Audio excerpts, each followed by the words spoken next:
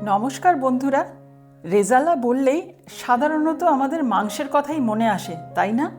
কিন্তু আজকে আমি অদিতি বানাচ্ছি মাছের রেজালা। চলো শুরু করি। আজকে আমি 4 পিস কাতলা মাছ নিয়েছি।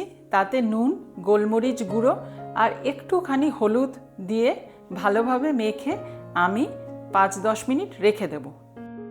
মাছটা ম্যারিনেট হতে হতে আমি একটা পেস্ট করে নিচ্ছি কাঁচা লঙ্কা, আদা আর রসুন দিয়ে।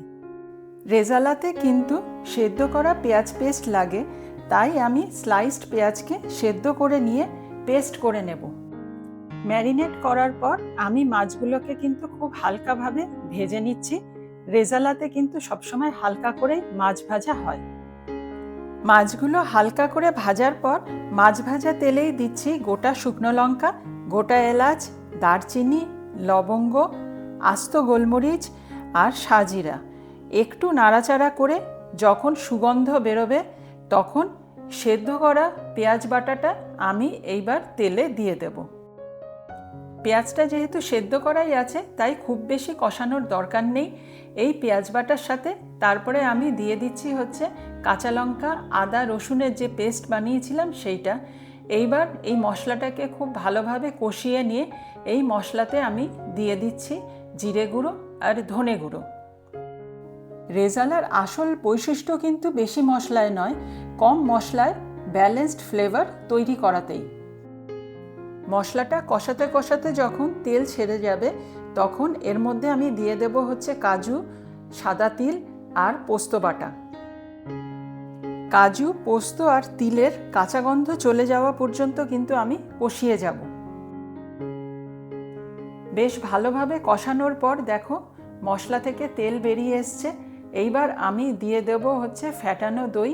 দইয়ের সাথে একটু জল মিশিয়ে আমি ফেটিয়ে নেব যাতে দইটা এই মশলাতে দেওয়ার পর ফেটে না যায়।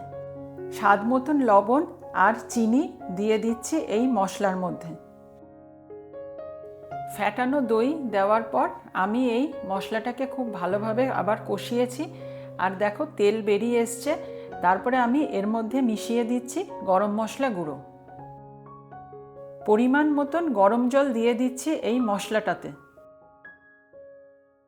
গ্রেভিটা ভালোভাবে ফুটে গেলে আমি এই গ্রেভিতে দিয়ে দিচ্ছি হালকা করে ভাজা কাতলা মাছগুলো। এই কাতলা মাছগুলো যেহেতু হালকা করে ভাজা ছিল তাই এই মাছগুলোকে গ্রেভিতে দিয়ে ভালোভাবে ফোটাতে হবে। শেষে একটু কেওড়ার জল দিয়ে আমার কাতলা মাছের রেজালা একদম রেডি হয়ে গেল। গরম গরম ভাত, পোলাও, লুচি বা পরোটার সাথে এই মাছের রেজালা খুব ভালো লাগে। মাংসের রেজালা না মাছের রেজালা, তোমার কোনটা পছন্দ কমেন্টে কিন্তু জানিও। তোমাদের অনেক ধন্যবাদ কোজি কিচেন বাই অদিতিকে সাপোর্ট করার জন্য। আবার কোনো নতুন রান্না নিয়ে চলে আসবো। আজ চলি।